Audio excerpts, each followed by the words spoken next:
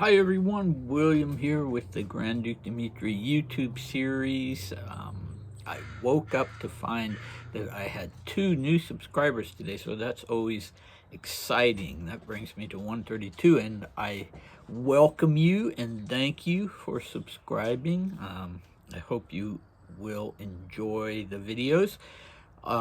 Okay, so we are in 1911 today instead of 1910.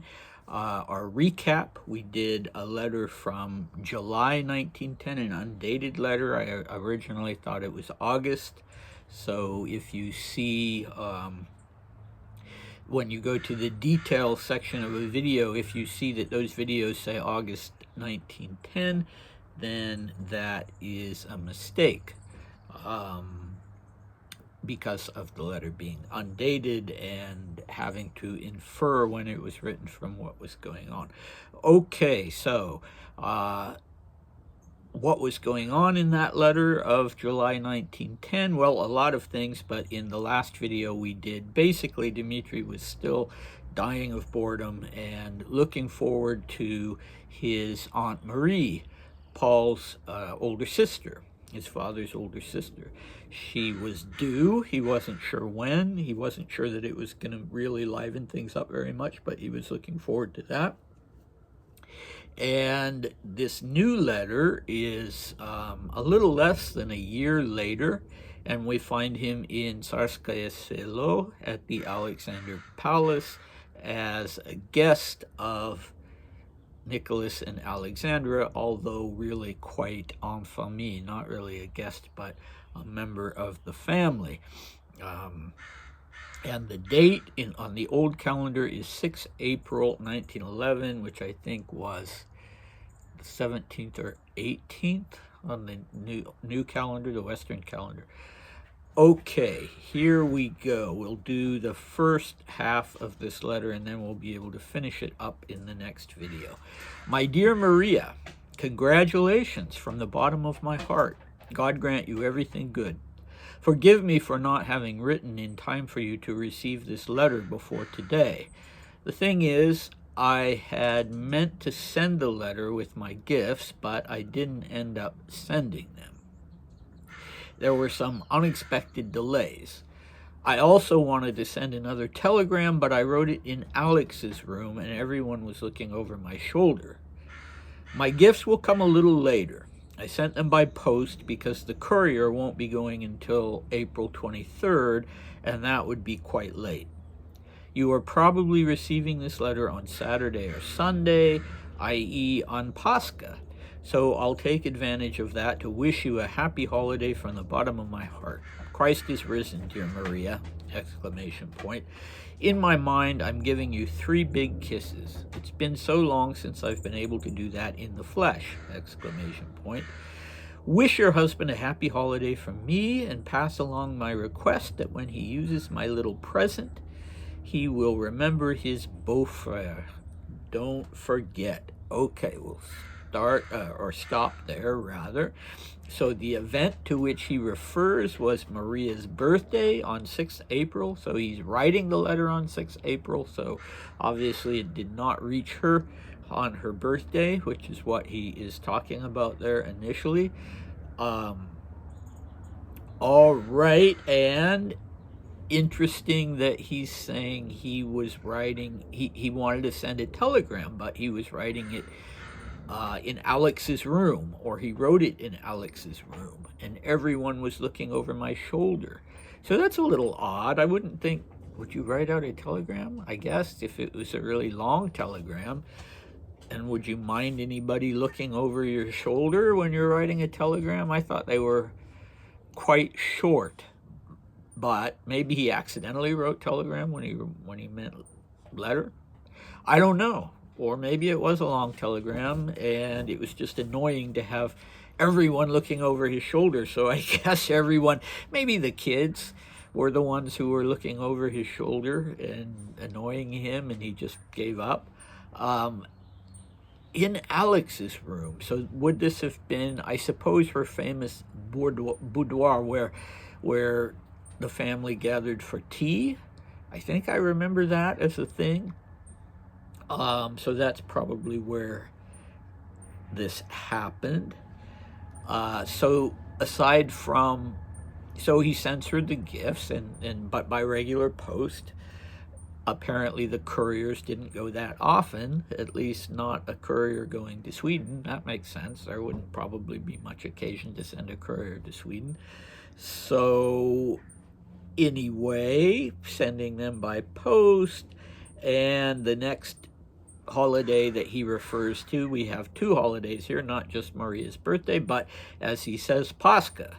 So Pascha, of course, is Easter. It's Orthodox Easter, and it's not on the same date as Western Easter usually.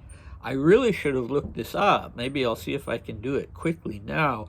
When was Western Easter in 1911? Okay, let's see if I can get a quick answer to that. And then let's see, it was April 16th, and so that would have been, gosh, were they on the same? Oh, wait a minute. Okay, no, they were on different days. So yeah, Western Easter. Yeah, so anyway, sorry, I can't do math in my head, trying to go from Gregorian to Julian, and also, well, never mind. I'm an idiot when it comes to those things. Anyway, they were not on the same day. So Maria, it would, she was in a Lutheran country, a primarily Lutheran country.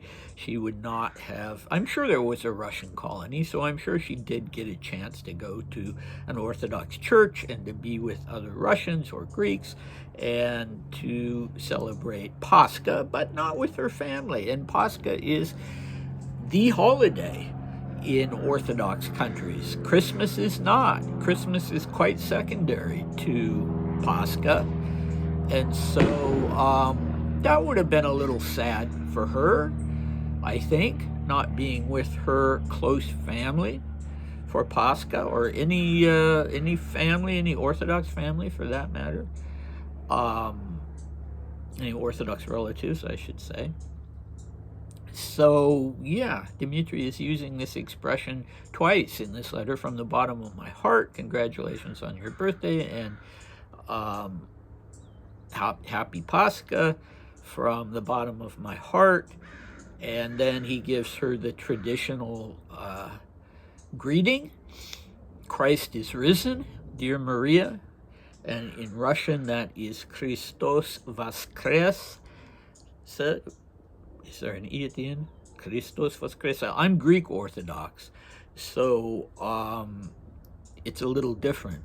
Well, it's a lot different. It's a different language, but I think it's Christos voskres in Russian. And then the other person is supposed to reply, Vaistina voskres. He is risen indeed. So in Greek, it's Christos anesti and Aletos anesti. Anyway, that is what he's wishing her.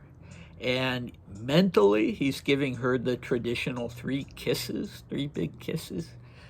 And we find out that it's been a long time since they've seen each other. Maybe not since that August of 1910, when Dmitri was planning on going and visiting her when he left Germany. Okay, and what else? Wish your husband a happy holiday from me. So, I suppose being a good husband, which presumably he was, at least at this point, he also celebrated Pascha with her, just as she celebrated Easter with him. And so it's not unreasonable for Dmitri to wish him a happy Pascha as well, and asks him to remember his beau-frere when he uses the little present that Dmitri sent. So why did Dmitri send him a present? I don't know. Maybe he just found something that he knew Wilhelm would like. And he uses a Russian word, kadoshka. Kadushka. I don't know where the stress is. I hadn't heard the word before, so I had to look it up. And the etymology is that it comes from the French word cadeau, but the Ka ending on the Russian word makes it little present.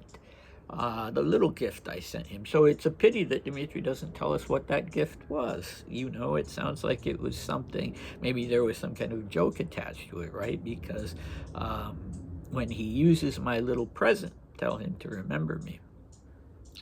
Okay, so that's about it. What do we have next time? Well, the second half of the letter is about what's going on in Dmitri's life at that time, as he's finishing up school and getting ready to start his military career.